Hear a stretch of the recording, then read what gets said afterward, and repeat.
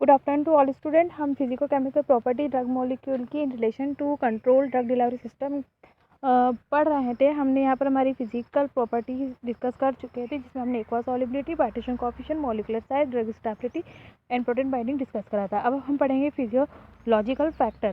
Physiological factor में हम बात करें सबसे पहले एब्जॉर्प्शन की। तो एब्जॉर्प्शन आप सभी को पता है कि एब्जॉर्प्शन क्या होता है। एब्जॉर्प्शन में हमारी जो ड्रग होती है वो एब्जॉर्ब होती है जहाँ पर भी हम उसको साइट ऑफ एक्शन से।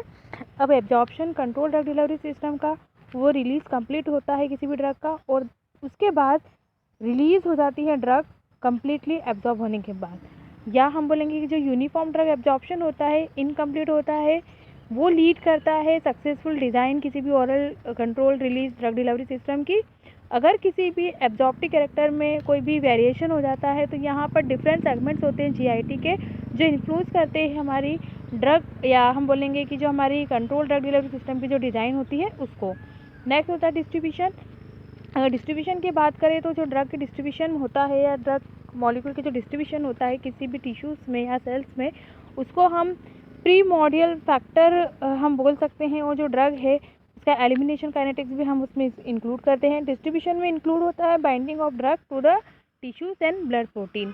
अपेरेंट वॉल्यूम ऑफ डिस्ट्रीब्यूशन का वो इंपॉर्टेंट पैरामीटर्स होता है जो डिस्क्राइब करता है magnitude of distribution as well as protein binding in the body. यहाँ पर अगर हम अपेरेंट वॉल्यूम की बात करें तो वो होता है VD equals to amount of drug in body is divided by plasma drug concentration.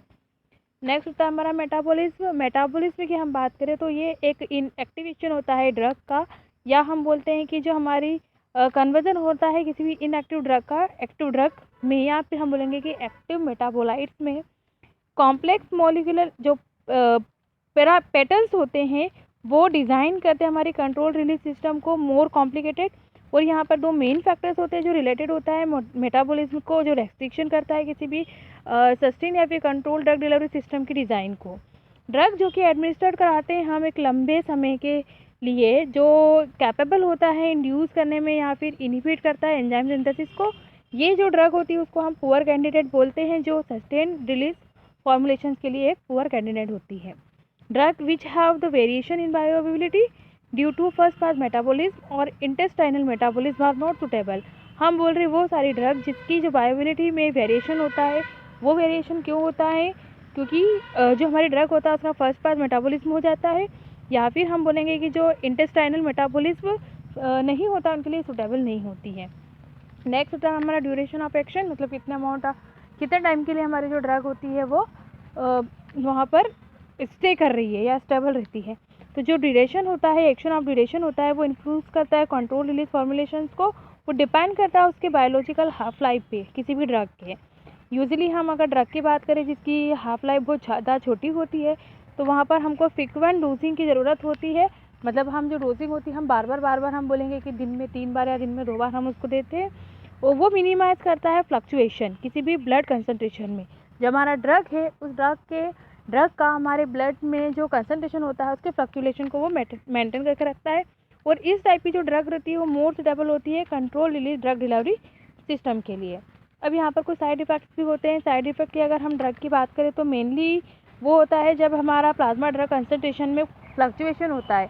अगर हमारी जो ड्रग होती है हमने ली है और हमारे ड्रग लेने के बाद उसका हमारे ब्लड स्ट्रीम में या हमारा जो प्लाज्मा कंसंट्रेशन है अगर उसमें फ्लक्चुएशन होता है तो हमारे ड्रग के साइड इफ़ेक्ट होते हैं।